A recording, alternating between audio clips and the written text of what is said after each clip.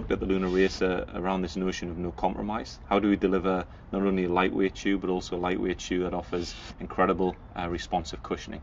And that notion of no compromise is something that we think is a really rich vein for us to explore, not only in our racing product, but also in our everyday training product as well. The thing we wanted to do with our training shoe was not only utilise what we'd learned in the Racer about a really responsive cushioning system with the Lunar Light, but also try to offer runner-specific support. We did this by utilising a new system that we've got under patent pending right now, which is what we're calling dynamic support.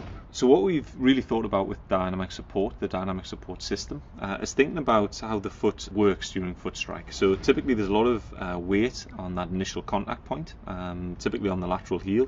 There's then transfer of weight from the lateral to the medial side and from the heel to the toe. What we did with dynamic support was really think about how we could manage impact forces and also provide runner specific support. The way that we did that was to use Lunar Light system to ensure that we have responsive cushioning.